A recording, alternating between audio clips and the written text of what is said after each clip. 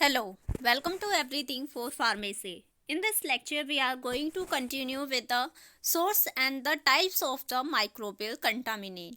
In previous lecture, we have discussed about the chemical spoilage and the biological spoilage. So let's see what are the sources of the microbial contaminations.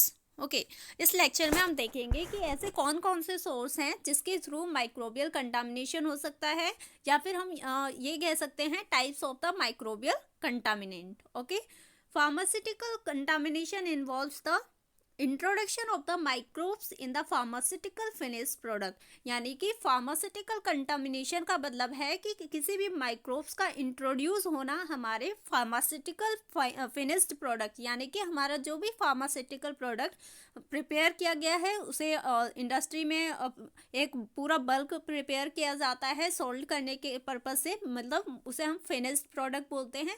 अगर वहाँ पे किसी भी तरह का microbes introduce हो जाता है तो उस कंडीशन को हम कहते हैं pharmaceutical contamination. Okay source of the microbial contamination in the pharmaceutical products include. अब ऐसे कौन कौन से ऐसे सोर्स हैं जो माइक्रोबियल कंटामिनेशन के लिए रेस्पॉन्सिबल हो सकते हैं, जैसे कि ड्यूरिंग मैन्युफैक्चरिंग, जब हम मैन्युफैक्चरिंग कर रहे होते हैं अपने प्रोडक्ट की उस वक्त भी चांसेस हैं कि उस प्रोसेस के थ्रू कहीं ना कहीं माइक्रोब्स एंटर कर जाए हमारे प्रोडक्ट में। रॉ मटेरियल्स यूज यानी कि जो भी फार्मास्यूटिकल प्रोडक्ट हम प्रिपेयर कर रहे हैं उसके लिए हमने जो रॉ मटेरियल स्टार्टिंग मटेरियल लिया था उसे प्रिपेयर करने के लिए उसमें भी चांसेस हैं कि माइक्रोब्स ग्रो हो जाएं। इन्वायरमेंटल सोर्सेज यानी कि वहाँ का इन्वायरमेंट कैसा है जहाँ पे भी ये प्रोडक्ट सिंथेसाइज किया जा रहा है, वहाँ पे एयर कितना प्योर है, वहाँ का इन्वायरमेंट, वहाँ का वाटर कैसा है।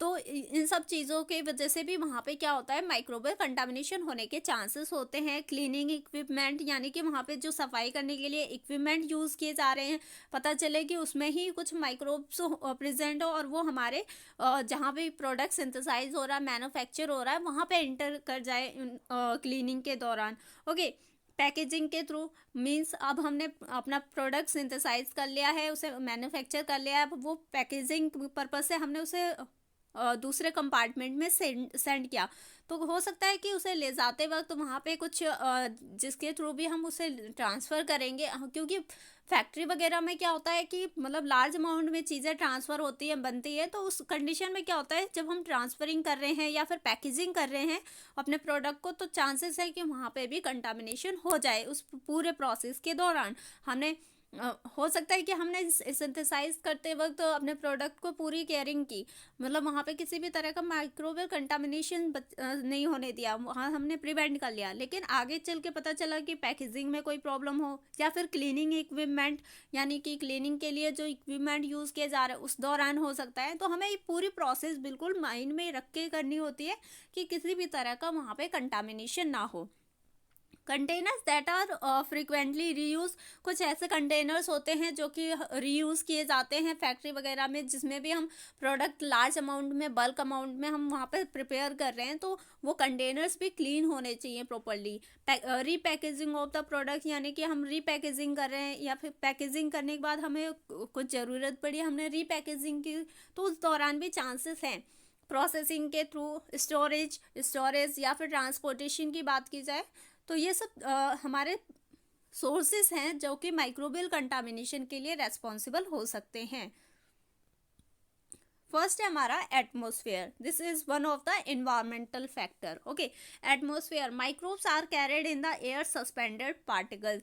जैसा कि हम जानते हैं कि माइक्रोब्स हमारे क्या होते हैं हमारे एयर में सस्पेंडेड पार्टिकल के फॉर्म में प्रेजेंट होते हैं क्लोथिंग में। ओके क्लोथिंग के थ्रू या फिर ड्रॉपलेट्स, स्किन एलर्जी या फिर जो भी वहाँ पे पर्सन वर्क कर रहा है मैन्युफैक्चरिंग कर रहा है वहाँ पे प्रोडक्ट की, हो सकता है कि उसे कुछ प्रॉब्लम हो, स्किन एलर्जी हो तो उसकी स्किन से भी उसमें ट्रांसफ़र हो सकता है। तो उस कंडीशन में भी और भी मेथड्स हैं जो कि क्या किए जाते हैं उसे प्रिवेंट करने के लिए अप्लाई किए जाते हैं, जैसे कि वो पर्सन पूरा कवर होके वहाँ पे वर्क करेगा, वो किट पहना होगा उसने प्रॉपर, वहाँ पे ना उसकी स्किन एक्सपोज होगी ना ही कुछ एक्सपोज होगा, सब कुछ उसका पूरा पार्ट जो होगा वो किट में पैक होगा। Okay the microbial contaminate can be increase during the handling of the contaminated material during dispensing, blending and the formulations means microbial contaminate के चांसेस तब इंक्रीज होते हैं जब हम हैंडलिंग कर रहे होते हैं, मटेरियल डिस्पेंस कर रहे हैं या फिर उसकी ब्लेंडिंग हो रही है वहाँ पे या फॉर्मुलेशन किया जा रहा है, तो उस दौरान भी ज़्यादा चांसेस होते हैं माइक्रोबियल कंटामिनेशन के। Prevented by the chemical disinfectant, तो उस कंडीशन में हम किस तरह से प्रिवेंट करते हैं, हम यूवी लाइट का यूज़ करते हैं। पार्टिकुलर एसेप्टिक रूम होता है, वहाँ पे हम क्या करते हैं, यूवी लाइट का यूज़ करते हैं माइक्रोब्स को किल करने के लिए जो एयर में प्रेजेंट होते हैं, एयर को क्लीन करने के लिए। लेमिनार एयर फ्लो होता है हमारा, ओके। गैसियस एजेंट यूज़ किए जाते हैं, हमने स्टेलाइजेशन वाले टॉपिक में पढ़ा है कि किस किस तरह से हम स्टेलाइजेशन कर सकते हैं, माइक्रोब्स को किल कर सकते हैं। केमिकल डिसइंफेक्टेंट जैसे कि हम सैनिटाइज़र वगैरह यूज़ करते हैं और लिविंग टिश्यू पे, और जो केमिकल डिसइंफेक्टेंट होते हैं ये नॉन लिविंग थिंग्स पे अप्लाई किए जाते हैं, जैसे कि क्लीनिंग जो भी इक्विपमेंट यूज़ कर रहे हैं हम, कंटेनर्स वगैरह, उन्हें प्रॉपर क्लीन किया जाता है इन सब चीज़ों से, ताकि वहाँ पे माइक्रोब्स के ग्रो होने के चांसेस कम हो जाए। नेक्स्ट फैक्टर है हमारा water. Water is one of the main constituent of the product, और जो वाटर होता है वो मेन कंस्टिट्यूएंट होता है प्रोडक्ट का। कोई भी प्रोडक्ट अगर सिंथेसाइज हो रहा है, मैन्युफैक्चर हो रहा है, तो कहीं ना कहीं उसमें वाटर का यूज़ होगा, तो इसीलिए इसे मेन कंस्टिट्यूएंट बोला गया है। And it is also use for the cooling and the washing purpose. और जब हम कई सारी ऐसी प्रोसेस करते हैं कि वहाँ पे हमें कूलिंग की ज़रूरत पड़ती है, वॉशिंग की ज़रूरत पड़ती है, तो मतलब कि कहीं ना कहीं वाटर हर चीज़ में इन्वॉल्व होगा, okay. Deionised water, distilled water are treated commonly, तो इस अब हम अगर नॉर्मल टैप वाटर लेंगे तो उसमें बहुत सारे माइक्रोब्स होंगे जो कि हम काउंट भी नहीं कर सकते, ओके। तो उस चीज़ से बचने के लिए हम डीआयोनाइज्ड वाटर यूज़ करते हैं, डिस्टिल्ड वाटर यूज़ करते हैं to treat commonly for the preparation of the different pharmaceutical. यानी कि बहुत सारे ऐसे फार्मास्यूटिकल प्रोडक्ट हैं, बहुत सारे क्या मतलब ऑलमोस्ट जितने भी हमारे इंटरनल पर्पज से होते हैं वो सब के सब डिस्टिल्ड वाटर से बने होते हैं। मीन्स वहाँ पे डिस्टिल्ड वाटर का यूज़ किया जाता है, या फिर कह सकते हैं डीआयोनाइज्ड वाटर का, ओके। रॉ मटेरियल, अब थर्ड पॉइंट है हमारा रॉ मटेरियल। रॉ मटेरियल जैसे कि हम कोई भी रॉ मटेरियल पहले लेते हैं अपने प्रोडक्ट को सिंथेसाइज करने के लिए, नेचुरल, या फिर हम कह सकते हैं रॉ मटेरियल हमारे नेचुरल ओरिजिन होते हैं, are rich source of the contamination. और ये बहुत ही ज़्यादा रिच सोर्स होते हैं कंटामिनेशन के लिए, क्योंकि यहाँ पे माइक्रोब्स को एक अच्छा इन्वायरमेंट मिल जाता है ग्रो करने के लिए, सर्वाइव करने के लिए। जैसे कि जिलेटिन, उन्हें न्यूट्रिएंट्स मिल जाता है, फूड मिलता है, तो इस कंडीशन में यहाँ पे बहुत चांसेस होता है कि माइक्रोब्स ग्रो हो जाए, ओके। जैसे जिलेटिन यूज़ किया जा रहा है, बीफ एक्सट्रैक्ट, स्टार्च, अकेसिया, ट्रेगाकैन, ये सब चीज़ें फार्मास्यूटिकल प्रोडक्ट में ऑलमोस्ट यूज़ की जाती हैं और बहुत ही ज़्यादा मैक्सिमाइजिंग उसमें की जाती हैं, ओके। एंड ये सब जितने भी हैं ये सब हमारे नेचुरल चीज़ें हैं, नेचुरल रॉ मटेरियल हैं, तो ये ज़्यादा ससेप्टेबल होती है माइक्रोबियल अटैक के लिए, क्योंकि माइक्रोब्स को यहाँ बहुत ही अच्छा फेवरेबल कंडीशन मिलता है ग्रो करने के लिए। बैसिलस स्पीसीज, सूडोमोनास, लैक्टोबैसिलस, ये सब हमारे ऐसे माइक्रोब्स हैं जो ज़्यादातर ग्रो कर सकते हैं इस प्रोडक्ट में, ओके। हीट ट्रीटमेंट, सॉरी, अब इसे प्रिवेंट कैसे किया जाता है, हम हीटिंग कर दे पहले अपने जो भी रॉ मटेरियल है थोड़ा बहुत उसमें हीटिंग दी जाती है, या फिर हम अपने सराउंडिंग में इरेडिएशन कर दे, sterilization are applied to reduce the contamination. तो यहाँ पे स्टेलाइजेशन यूज़ किया जाता है किसी भी तरह के कंटामिनेशन को रोकने के लिए। नेक्स्ट है प्रोसेस ऑपरेटर्स, यानी कि जो ऑपरेटर्स होते हैं, जो कि वहाँ पे वर्क करने वाले पर्सन्स होते हैं, वो हमारे ऑपरेटर्स हो गए। तो natural skin flora microbes are main source of the contamination. जैसे कि मैंने बोला, अगर उस पर्सन को, ऑपरेटर को किसी भी तरह का स्किन प्रॉब्लम है या फिर किसी और तरह की प्रॉब्लम है, डिसीज है, तो उस कंडीशन में वहाँ पे बहुत ही ज़्यादा चांसेस हैं माइक्रोब्स हमारे प्रोडक्ट को कंटामिनेट कर सकते हैं, जैसे कि staphylococcus aureus, Sarcina species. So these are the example of the microbes, bacterias, okay. Poor personal hygiene, हो सकता है उस पर्सन का उसे कोल्ड हो और उसका जो हाइजीन है, पर्सनल हाइजीन है, वो प्रॉपर पुअर ना, मीन्स वहाँ पे अच्छा ना हो, उसका हाइजीन पुअर हो, तो उस कंडीशन में भी वो कंटामिनेट करने के लिए पूरी तरह से रेस्पॉन्सिबल हो सकता है। वाउंड्स, अगर उस पर्सन को कोई वाउंड्स है, चोट लगी हुई है उसके हाथ या पैर पे कहीं भी लगी है, तो चांसेस है क्या है वहाँ पे माइक्रोब्स अल्टीमेटली ग्रो कर जाएंगे, मतलब ट्रांसफ़र हो सकते हैं उस बाउंड से, क्योंकि बाउंड्स में माइक्रोब्स ग्रो होते हैं और इसी पर्पज़ से हम वहाँ पे मेडिसिन वगैरह अप्लाई करते हैं। और मोस्ट ऑफ द जो बाउंड्स वाली मेडिसिन होती है उसमें एंटीसेप्टिक्स होते हैं, लेकिन कहीं ना कहीं फिर भी एक चांसेस है कि वहाँ पे माइक्रोब्स हों, तो इस तरह से भी ट्रांसफ़र हो सकता है माइक्रोब्स। ओके, जैसे कि staphylococcus aureus, staphylococcus pyogenes, proteus, these are the example of the bacteria. Next है हमारा इक्विपमेंट्स। अब इक्विपमेंट जो भी यूज़ किए जा रहे हैं पूरे प्रोसेस के दौरान, जैसे कि pumps, valves, junctions, cleaning should be careful done, that can be a reason for the microbial growth. यानी कि इनकी भी क्लीनिंग प्रॉपर होनी चाहिए, जितने भी इक्विपमेंट्स यूज़ किए जाते हैं किसी भी प्रोडक्ट के मैन्युफैक्चरिंग में। तो हो सकता है अदरवाइज अगर हम उसे क्लीन ना करें तो फिर क्या होगा, वहाँ पे माइक्रोब्स ग्रो कर सकते हैं, ट्रांसफ़र होंगे, कंटामिनेट करेंगे हमारे प्रोडक्ट को as well. Okay, environmental condition should be well hygienic. So हमारा जो इन्वायरमेंटल कंडीशन होना चाहिए वो बहुत ही हाइजीनिक होना चाहिए इस दौरान। पैकेजिंग। अब पैकेजिंग के दौरान भी उसे हमने अभी तक जितने भी प्रोसेस हमने किए ठीक किए, हमने वहाँ पे किसी भी तरह का कंटामिनेशन होने से बचाया। ओके, अब नेक्स्ट टाइम है कि हमने पैकेजिंग में अगर ध्यान नहीं दिया तो पैकेजिंग के थ्रू भी क्या हो सकता है, हमारा प्रोडक्ट कंटामिनेट हो सकता है। Packaging of the pharmaceuticals have dual role, और इसका ड्यूअल रोल होता है act both to contain the product and prevent the entry of the microbes.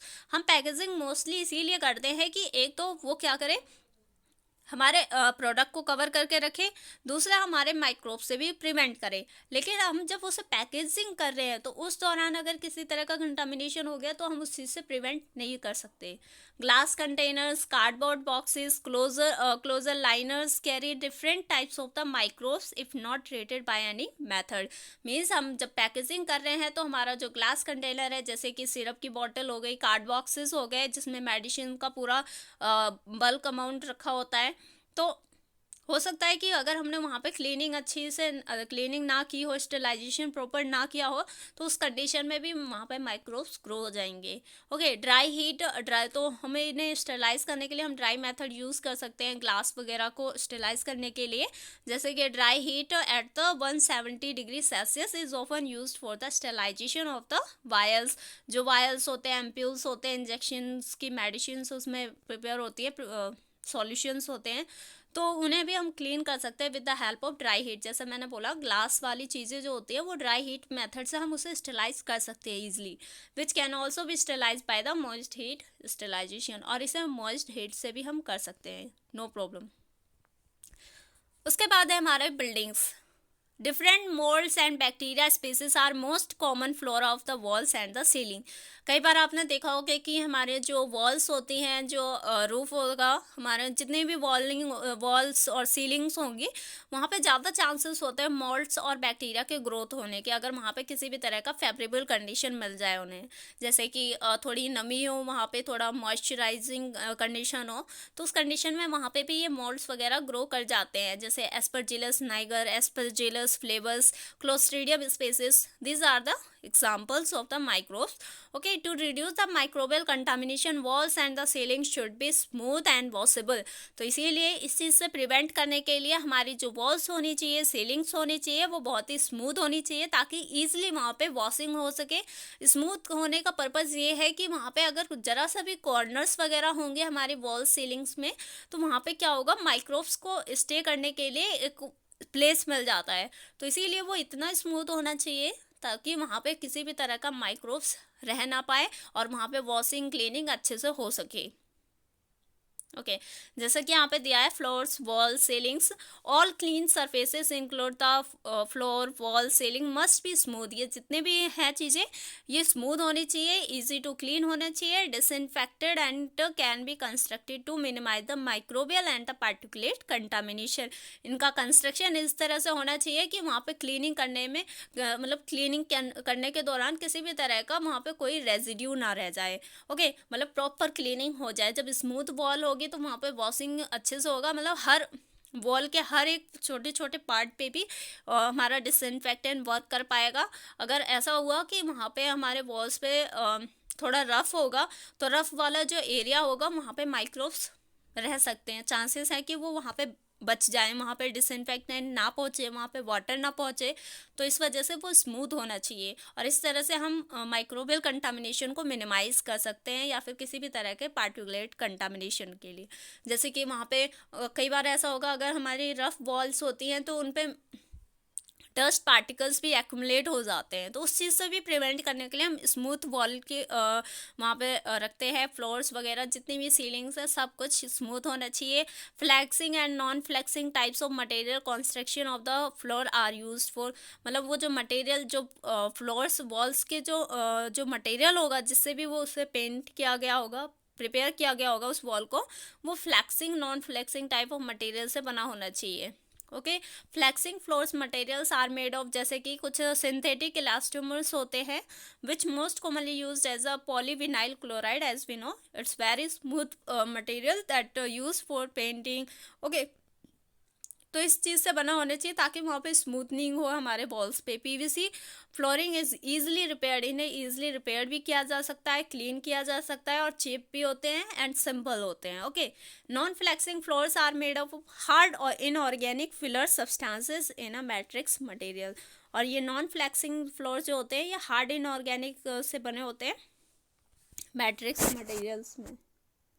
Okay, so next है हमारा how we can preserve our pharmaceutical products. अब हम अपने pharmaceutical products को किस तरह से प्रिजर्व कर सकते हैं। फार्मास्यूटिकल प्रोडक्ट्स आर प्रिपेयर्ड और finished doses forms that can be administered through the various routes. जो फार्मास्यूटिकल प्रोडक्ट होते हैं वो प्रिपेयर्ड होते हैं, इस तरह से फिनिश्ड प्रोडक्ट होते हैं, डोजेस फॉर्म होते हैं, जो कि हम अपने वेरियस रूट्स के थ्रू क्या करते हैं, उसे एडमिनिस्टर करते हैं। रूट्स यानी कि कुछ मेडिसिन्स होती है जो माउथ के थ्रू ली जाती है, कुछ इनहेलर्स होते हैं जो नोज़ के थ्रू ली जाती हैं। ओके, कुछ रेक्टल होती है, कुछ इस तरह की मेडिसिन होती है, कुछ पैरेंट्रल हो गई। ओके, तो डिफरेंट रूट से हम जो मेडिसिन्स लेते हैं, डोजेस फॉर्म लेते हैं, वो हमारे फार्मास्यूटिकल प्रोडक्ट्स है। Okay, anti microbial agents are use to preserve the pharmaceutical products. और जनरली जो हम फार्मास्यूटिकल प्रोडक्ट्स को प्रिवेंट करते हैं माइक्रोब्स से, वहाँ पे हम एंटी माइक्रोबियल एजेंट्स यूज़ करते हैं। Stability, self life and efficacy protect the product against the microbial proliferation but doesn't compromise और affect the product performance. Means जो हमारा एंटी माइक्रोबियल एजेंट है वो काफ़ी स्टेबल होना चाहिए, उसकी सेल्फ लाइफ अच्छी होनी चाहिए, उसकी एफिकेसी अच्छी होनी चाहिए, बहुत ही अच्छे से वर्क करना चाहिए, और वो हमारे माइक्रोब्स, हमारे प्रोडक्ट को माइक्रोब्स से बचाने में भी पूरी तरह से काबिल होना चाहिए। ओके, और साथ में वो हमारे प्रोडक्ट के परफॉर्मेंस में किसी भी तरह का इंटरफेरेंस ना करे। मीन्स अगर हम कोई एंटी माइक्रोबियल एजेंट हम अपने प्रोडक्ट में ऐड करते हैं तो उस कंडीशन में वो सिर्फ माइक्रोब्स को अफेक्ट करेगा, हमारे प्रोडक्ट को में किसी भी तरह का इंटरफेरेंस नहीं होना चाहिए। So it is the property, मतलब हम कह सकते हैं these are the properties of the ideal anti microbial agents. यहाँ पे भी दिया गया है कुछ आइडियल प्रॉपर्टीज होती हैं हमारे एंटी माइक्रोबियल एजेंट्स की, जैसे कि maintain its activity through out the self life of the product. यानी कि जो प्रोडक्ट का जो सेल्फ लाइफ है वो एक्टिविटी पूरे एंटी माइक्रोबियल की जो एक्टिविटी होती है प्रोडक्ट के सेल्फ लाइफ तक चलनी चाहिए। मीन्स ऐसा ना हो कि हमने प्रोडक्ट में एंटी माइक्रोबियल एजेंट डाल दिया है और हम इस बात से बिल्कुल ही बेफिक्र हो गए कि हमने एंटी माइक्रोबियल एजेंट डाल दिया, वहाँ पे किसी तरह का माइक्रोब ग्रोथ नहीं होगा। पता चले कि हमारे जो प्रोडक्ट की सेल्फ लाइफ है वो काफ़ी टाइम की है, लेकिन हमारा जो एंटी माइक्रोबियल एजेंट है उसकी जो सेल्फ लाइफ है बहुत ही कम है। तो उस चीज़ को हमें बैलेंस करके चलना है ताकि वो अपनी एक्टिविटी उसके प्रोडक्ट के साथ साथ मेंटेन करके रखे। Not react with the active therapeutic compound. हमने एंटी माइक्रोबियल एजेंट अपने प्रोडक्ट में डाल दिया, लेकिन पता चले कि वो हमारे एक्टिव थेरापेटिक कंपाउंड यानी कि जो मेन ड्रग होता है हमारे डिसीज़ को ट्रीट करता है, तो वहाँ पे उस तरह से रिएक्शन नहीं होनी चाहिए एंटी माइक्रोबियल एजेंट और एक्टिव थेरापेटिक कंपाउंड के बीच में। ओके, API जिसे हम कहते हैं। Exert wide spectrum anti microbial activity at the low concentration, यानी कि उसकी एंटी माइक्रोबियल एजेंट के लो कंसनट्रेशन हाई स्पेक्ट्रम की एक्टिविटी शो करना चाहिए, यानी कि अगर हम थोड़ा सा एंटी माइक्रोबियल एजेंट डालते हैं अपने प्रोडक्ट में तो जो उसकी एक्टिविटी का जो एक्टिविटी के पावर है मतलब माइक्रोब्स को किल करने के लिए बहुत ज़्यादा होने चाहिए। ऐसा नहीं कि हमें अमाउंट जो है वो बढ़ाना पड़ जाए एंटी माइक्रोबियल एजेंट का। इससे क्या होगा, वो हमारे फिर तो अगर हमने एंटी माइक्रोबियल एजेंट का